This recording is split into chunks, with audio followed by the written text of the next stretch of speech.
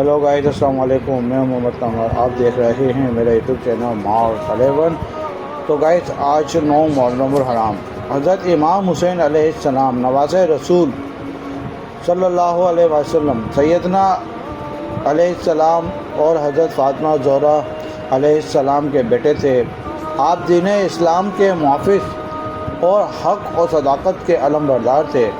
जब यजीद बिन माविया खिलाफत पर काज़िब हुआ तो इसने इमाम हुसैन से बैत का मुतालबा किया, लेकिन हज़रत इमाम हुसैन अलैहिस्सलाम ने इनकार कर दिया, जो इस्लाम की बुनियादी तालीमात के ख़िलाफ़ अमल करता था। इमाम हुसैन ने फरमाया, मुझ जैसा इस जैसे की बैत नहीं कर सकता।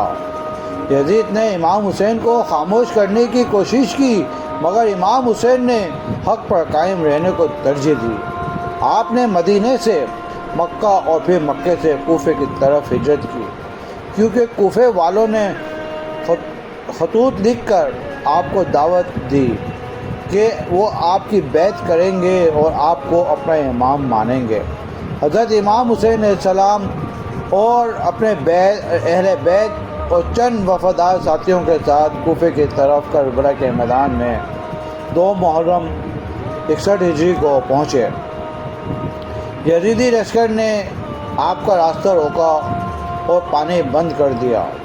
10 मुहर्रम हराम यौम आशूरा को इमाम हुसैन और इनके साथियों ने शदीद प्यास और भूख के आलम में यजीदी फ़ौज से मुकाबला किया। यजीदी लश्कर ने जुल्म की इंतहा कर दी। इमाम हुसैन के बच्चों को पानी तक न दिया। इनके भाई हज़रत अब्बास को नहर फ़ुरात के करीब शहीद कर दिया गया। इनके नौजवान बेटे हज़रत अली अकबर को बेदर्दी से मारा गया। इनके कमसुन बच्चे हज़रत अली असगर को इमाम हुसैन की गोद में तीर मार के शहीद कर दिया गया।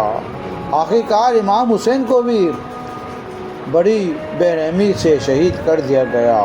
इनका सर नेज़े पे चढ़ाया गया।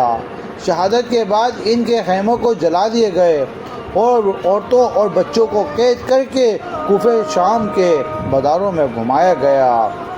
कलबला हमें सिखाता है कि हक़ की राह में जान देना बेहतर है, मगर बातिल के आगे सर झुकाना नहीं। इस्लाम सिर्फ इबादत का नाम नहीं, बल्कि जुल्म के ख़िलाफ़ खड़े होने का नाम है। इमाम हुसैन अलैहिस्सलाम ने इस्लाम को बचा लिया, लेकिन इसके लिए अपना सब कुछ कुर्बान कर दिया। आज भी हम अगर इमाम हुसैन का जिक्र करते हैं, नोहे पढ़ते हैं, मातम करते हैं, तो ये सिर्फ गम नहीं बल्कि एक अहद है कि हम भी हक़ और इंसाफ के रास्ते में कायम रहेंगे।